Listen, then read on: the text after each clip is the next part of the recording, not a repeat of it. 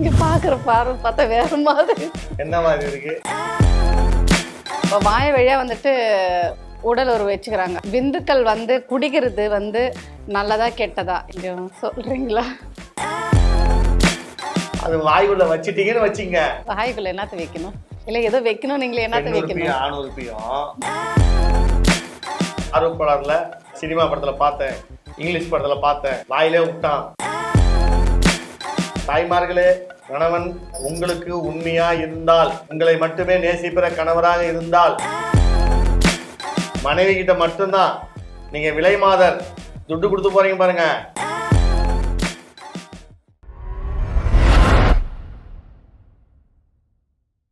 சரி, இப்போ வந்துட்டு இப்போ வாய வழியா வந்துட்டு உடல் உறவு வச்சுக்கிறாங்க. அதனால அந்த விந்துக்கள் வந்து குடிக்கிறது வந்து நல்லதா கெட்டதா? ஏன்னா நிறைய பேர் வந்து அது அருவருப்பாக நினைக்கிறாங்க. நிறைய பேர் வந்து விருப்பம் இல்லாமல் கூட குடிக்கிறாங்க. கம்பல் பண்ணால் கூட குடிக்கிறாங்க. ஸோ இது எப்படி நல்லதா கெட்டதான்னு கொஞ்சம் சொல்கிறீங்களா? நீங்கள் பார்க்குற பார்வை பார்த்தா வேற மாதிரி இருக்கு. என்ன மாதிரி இருக்கு? இல்லை, என்ன ஒரு மாதிரியே பார்க்குறீங்க இல்லையே. இல்லம்மா, கரெக்டான கேள்வி தானே கேட்குறேன். கரெக்டான கேள்வி தான் சார். அதாவது வந்துட்டு டவுட்டு எனக்கு இல்ல, நீங்க எல்லாம் எனக்கு டவுட் மாதிரியே கேக்குறீங்களே, பாக்குறீங்களே.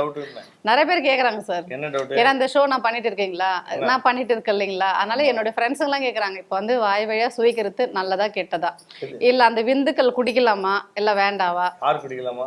இப்படி இடக்க பெண்கள், ஆண்களுடைய விந்து வந்து பெண்கள் குடிக்கலாமா வேண்டாவா?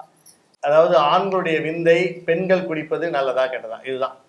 அதாவது வஜினாவை சுவைப்பதும் அந்த ஆணுடைய விந்து வருவதை குடிப்பதும் நல்லதா கெட்டதா என்பது நம்ம சகானுடைய கேள்வி. அருமையான கேள்வியே. நான் ஏற்கனவே நிறைய விஷயத்த சொல்லியிருக்கேன். விந்து குடிப்பது தவறு, விந்து குடிப்பது தவறு.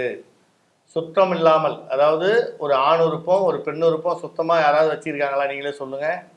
ஒரு ஆண் உறுப்பும் பெண் உறுப்பும் சுத்தமாக யாருமே வச்சுக்கிறது இல்லை. இப்போ எக்ஸாம்பிள், ஒரு யூரின் போகிற லேடிஸ் இருக்காங்க.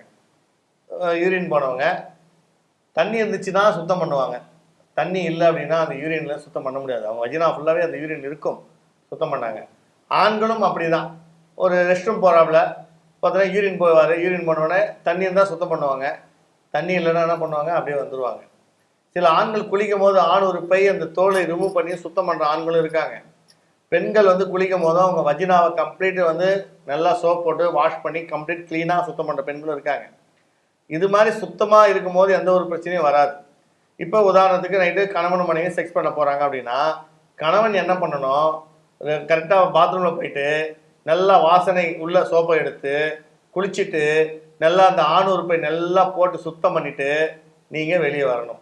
பெண்களும் அதே போய் நல்லா குளிச்சுட்டு பெண் உறுப்பை நல்லா சுத்தம் பண்ணிவிட்டு நல்லா சோப் போட்டு வாஷ் பண்ணிவிட்டு அதுக்கப்புறம் நீங்கள் வந்து ஒரு உடலுறவு கொள்ளும் போது உங்கள் வாய் வழியாக ஆண் உறுப்பை சுவைப்பதும் ஆண்கள் பெண் உறுப்பை சுவைப்பதும், அது கூட நல்லா சொல்கிற கேட்டுக்குங்க, மனைவி கிட்ட மட்டும்தான். நீங்கள் விலை மாதர் துட்டு கொடுத்து போகிறீங்க பாருங்க, அங்கே போய் பண்ணிங்கன்னா உங்களுக்கு எய்ட்ஸ் நோய் வந்துடும், ஹெச்ஐவி கண்டிப்பாக பாசிட்டிவ் வந்துடும். ஏன்னா ஒருத்தன் ஒருத்திக்கு தான். அந்த ஒருத்தி வந்து உங்களுக்காக மட்டும்தான் பிரச்சனையே இல்லை. ஆனால் திருமணமான பெண்கள், அதாவது கணவன் மனைவி என்பது சாத்தியம்.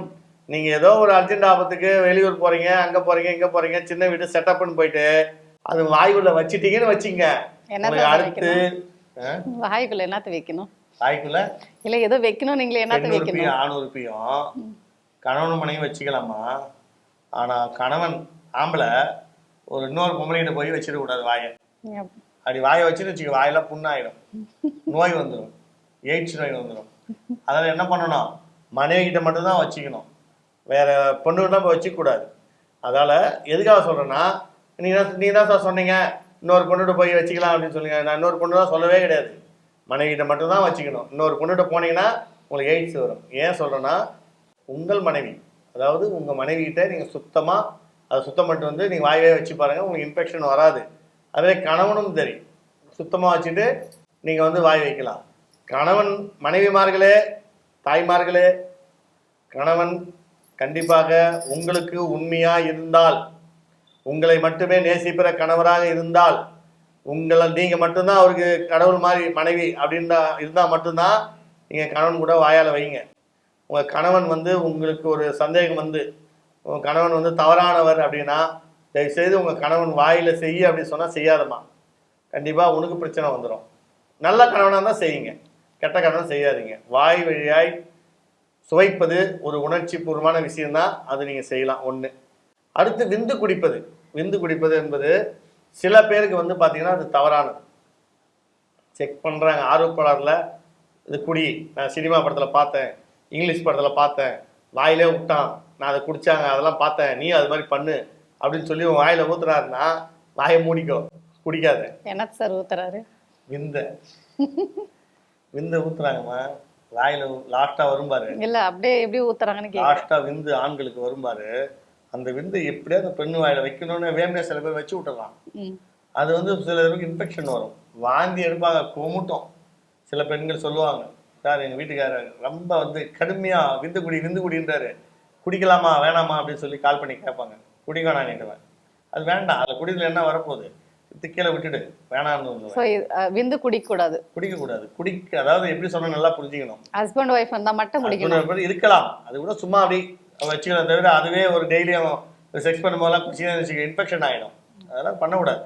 செக்ஸ் என்பது புனிதமானது. உடலுறவு கொள்ளலாம், மார்பகத்தை சுவைக்கலாம், வாயால் சுவைக்கலாம், ஆனால் விந்து குடிப்பதை தவிர்க்கவும். விந்து குடிப்பது என்பது சில பேருக்கு ஆகாது, அதெல்லாம் வேண்டாம். சினிமா படத்தில் செய்கிற மாதிரி குடின்னு சொன்னால் குடிக்காதீங்க. அதுவே கணவன் ஆசைப்படுவார், நீங்கள் குடிச்சு பாருங்கன்னுவார், அது உங்களுக்கு பின்னால் இன்ஃபெக்ஷன் வரலாம். அதெல்லாம் வேண்டாம். முடிஞ்ச வரைக்கும் ஓரல் செக்ஸ் பண்ணுங்கள், கட்டி பிடிங்க, மொத்தம் கொடுங்க, நல்லா என்ஜாய் பண்ணுங்கள், ஒரு முறை 2 முறை பண்ணுங்கள், இதெல்லாம் பண்ணுங்கள், சொகம் தான். ஆனால் வாயால் கூட சுவைக்கலாம், ஒன்றும் தப்பு கிடையாது. அதாவது சுத்தம் பண்ணி தான் சுவைக்கணும். புண்ணு இருக்குது, அரிப்பு இருக்குது, நமைச்சல் இருக்குது, எரிச்சல் இருக்குது அப்படின்னு தெரிஞ்சு நீங்கள் வந்து புணர்ச்சி பண்ணீங்க, செக்ஸ் பண்ணிங்கன்னா வியாதி வந்துடும். நல்ல ஆரோக்கியமான உறுப்பு, ஆரோக்கியமான பெண் உறுப்பு, ஆரோக்கியமான ஆண் உறுப்பில் நீங்கள் வாய் வைதால் செய்தால் ஒன்றும் ஆகாது.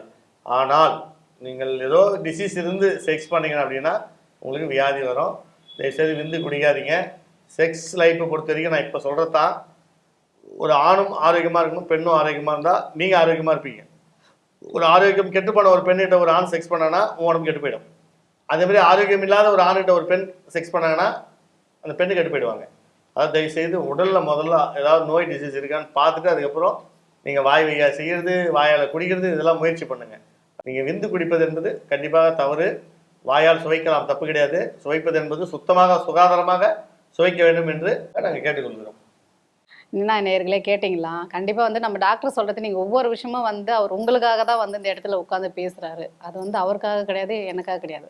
ஸோ நேயர்களே உங்களுக்காக மட்டும்தான் அவர் பண்ணுறாரு, சொல்கிறாரு. அதை ஃபாலோ பண்ணிக்கோங்க. தயவுசெய்து எங்களுடைய சேனல் ஃபாலோ பண்ணுங்கள், கமெண்ட் பண்ணுங்கள், மறக்காமல் வந்து பெல்லை வந்து கிளிக் பண்ணுங்கள்.